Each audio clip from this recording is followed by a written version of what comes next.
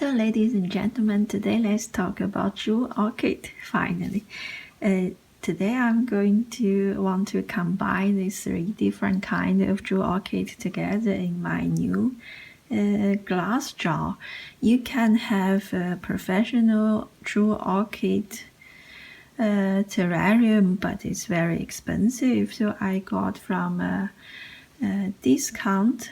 Here is a LED light, and here is a glass jar. It's quite similar and very cost efficient.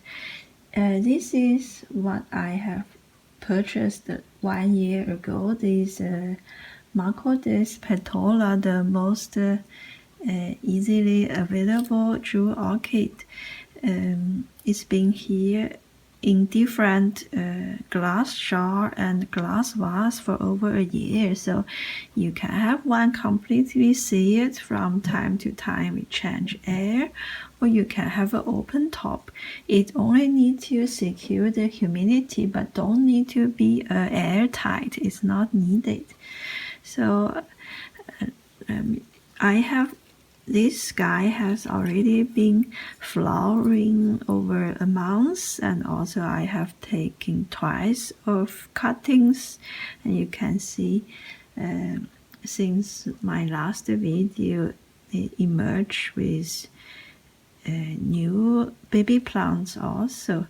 And you can see jewel orchid anyway grow horizontally, so you don't need to prepare a deep pot for that.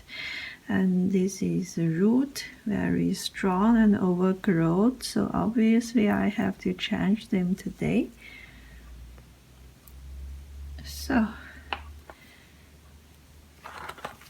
let's have a look at the variety first.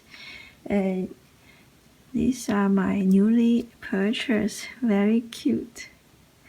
This one is a hybrid. It is Anoectochilus Siamensis plus Roxbury, so it's difficult for me to recognize the name, which is really long.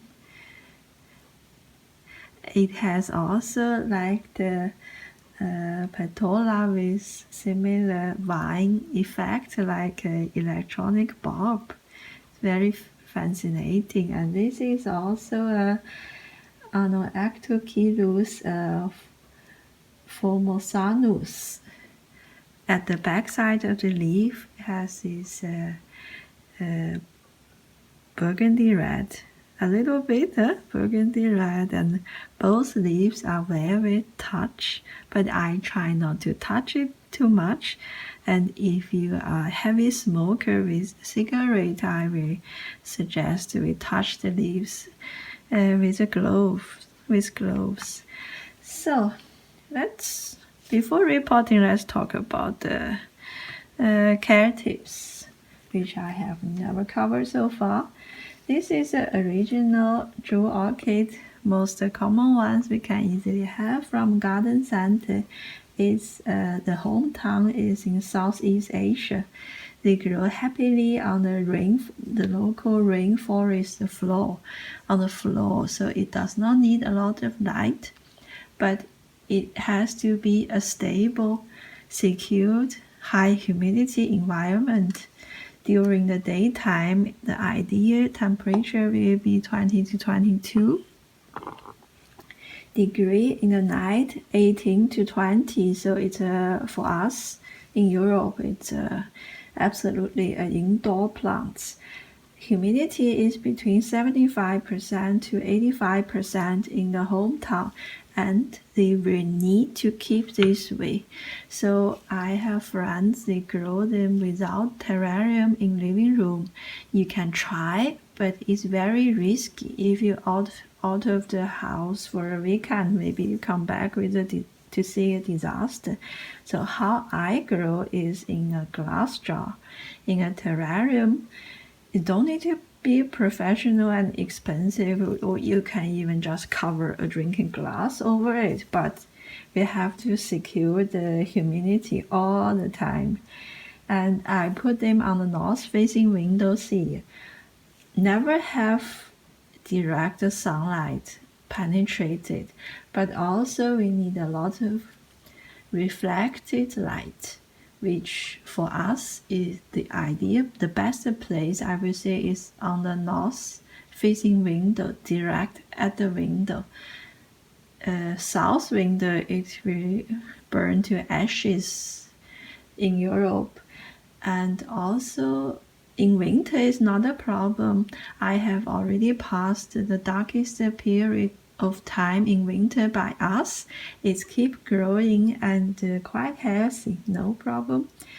And also when you water it, because it's in a glass jar, so I would give some drops of water like every 1 or 2 months, but don't wet the leaves. Don't let the water build inside of the between the leaves and the patio. Is not good. About a flower, it will flower. I even have a short video on the Macodes Petola during the flower time. They are mostly having small, tiny white flowers. It will last about a month and it will not burn out its energy and cause troubles. So if you like it, you can let it. I looked about a couple of days and cut them off because it's too tall and it's nothing special. And propagation, if you like, you can take cuttings between the node and plant them back to the sphagnum moss. But because this is in the nature, it is fragile, so it's very easy propagating by itself. You can see this is already very strong. When I bought it, it's about this size.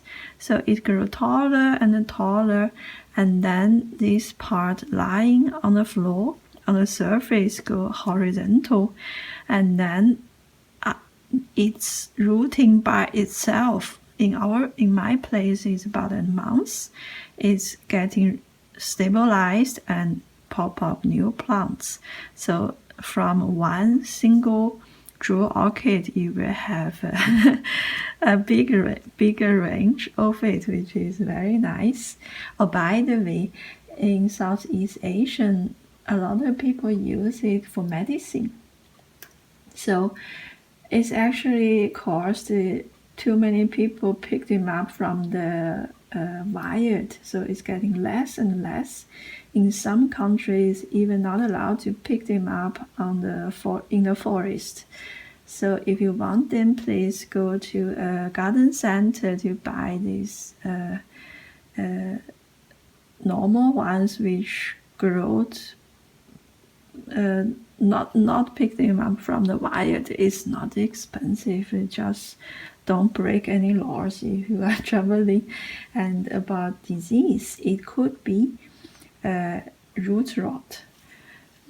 It could be because we have it permanently in the terrarium. I have no soil in my grow media, but if you want, you can use, but be careful of the root rot. We maybe check it up from time to time, and it will have brown dots around the leaves, and having rotting leaves is normally coming from the roots, and we have to repot them, rinse them and repot them.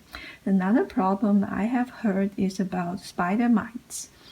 Spider mites on any plants, it's not spider mites invade your complete healthy plants. It's something goes weak with our plants first, especially we locked fresh plants from the nature in our room and forget to give it enough light, fresh air, and humidity.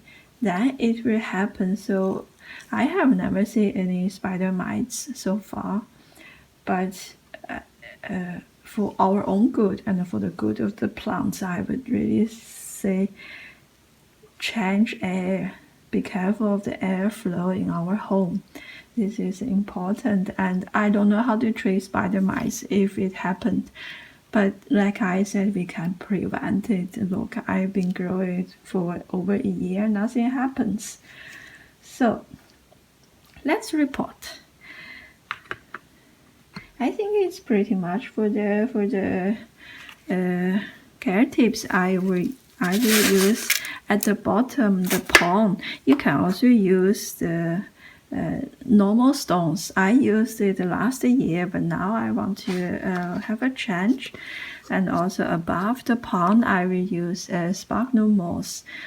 It's not that I don't want to use a high quality sphagnum moss, but where I live, I cannot get them. This is even from our backyard, because there's no way I can purchase them. So this time I got the second level sphagnum moss. I will change them. So let's have a look. Take them gently from the pot. And if you break any true orchids, don't panic. In the nature, that's life. It's okay. They can reroot in a couple of weeks and continue. I will loosen up a little bit or not. I think not. It looks fresh. It feels fresh, and here I can feel some root. It's very good in shape, so I'm not going to do anything. Just like this and this guy.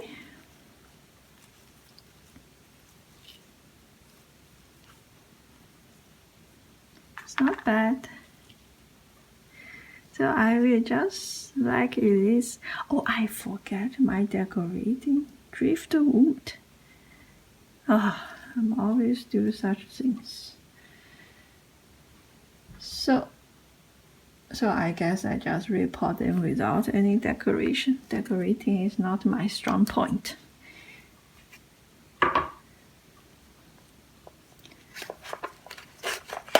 I got several fancy decorating wood and completely forget about them. So I try to remove the old moss.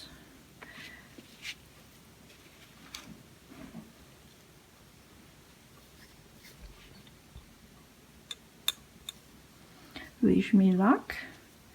Oh, I have to cry and buy another one. I have no idea how big this guy has becoming. Did not see him for a year. By the way, I have already rinsed the pond and the sphagnum moss, so it has enough moist inside. I will not water it after repotting. Oh, it's so strong, this guy.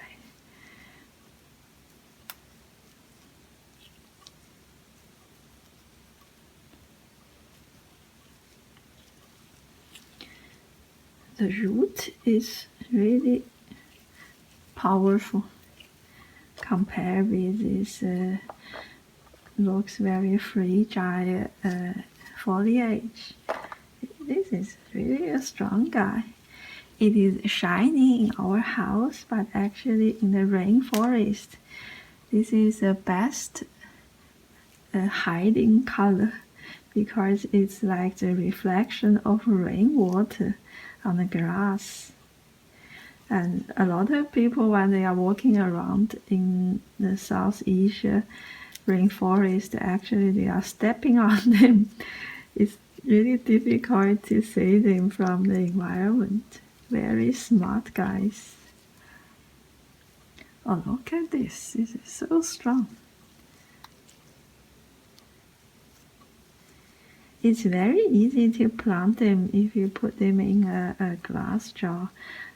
I live in Switzerland. If you are also in a similar situation like Germany, France, I would not risk to plant them naked in the air. It's too dry for them. And you cannot guarantee that you missed them every single day.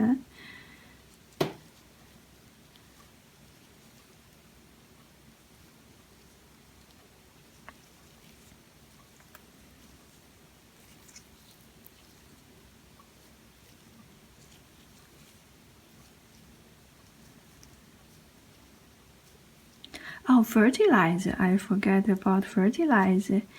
It is a shallow-rooted, strong grass in the rainforest floor, so it does not like a heavy fertilizer. If you want to use them, use the bio-fertilizer all purpose and only use 25% of the suggested volume. In practically speaking, it's like you get a big bottle of water and just put several drops of fertilizer in it. It's something like that. Don't over fertilize it. Stable life and gentle light is what they needed. And from time to time, fresh air. So, I think good, huh? Not too much that I break some root. The root is, I have taken cutting from here and here before, so it looks a little bit bare. Now I have 3 of them.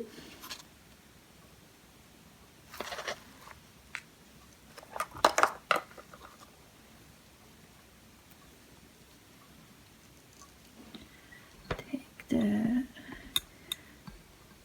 the future home.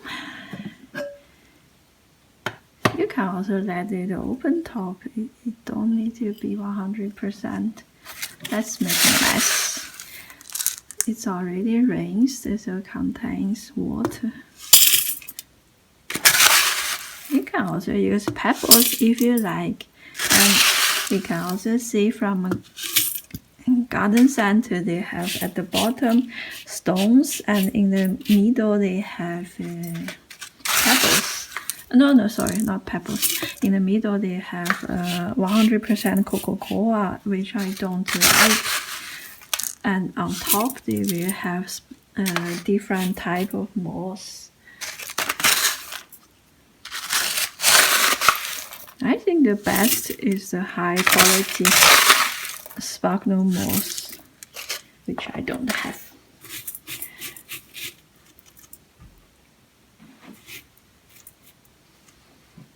I would make like 3 centimeter deep. Oh my god, I'm making mess. Always making mess. So, good. And then I put a little bit I have already squeezed them, so it has some moisture, but not crazy. Oh, they are not the best looking sphagnum moss I have ever known.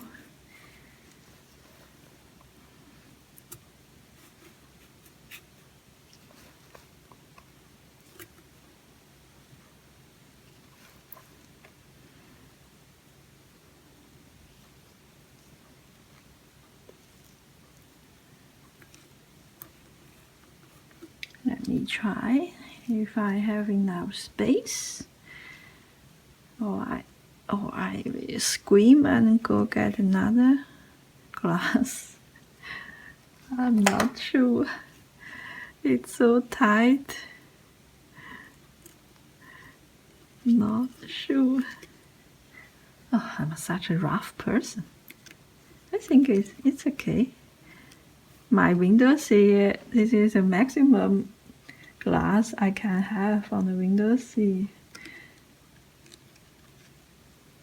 Good.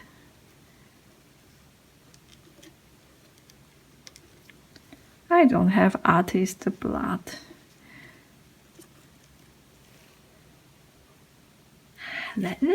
Let's do it. I think in 3 months I need another class. Excuse me, I need to get some more moss. Now we're coming back and continue. Big guy on the left side is a special variety called Ludicea discolor. This is the only one at the moment which can live in the normal soil and don't need the humidity measurement. It can live just like it is.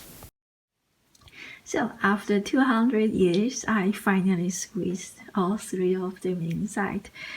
Excuse me for my no taste arrangement because I really have no space anymore. Look how cute they are. Yeah, but I have to give them some space in between because these guys grow really fast. It will look very cute if you put it in an egg-shaped terrarium, but after 3 months it's overcrowded very soon. So I can also add the lid. Okay, the lamp is already kaput. Okay, good. I have the light on. It's really like a light bulb.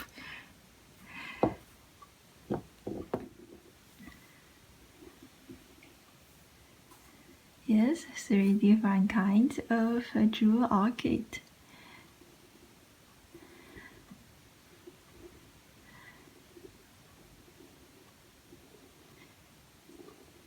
This mix has no soil included, have pond, sparkle moss, and moist. Actually, at the moment, I will let the lid off because it's just too much moist. According to my arrangement, I will let it like this on the north-facing windows here for a couple of weeks. It will be fine. They will be fine. I hope they're doing all the best. Maybe I should build each of them a palace separate. I don't know. I let time tell. And so I think pretty much for today's care tips, I already stretched it too long. And thanks for watching, and I hope I covered everything. I really have no idea how to treat pests on jewel orchid. They are very strong plants. Please have some confidence in them and fresh air. And thanks for watching, and thanks for your patience, and see you next time.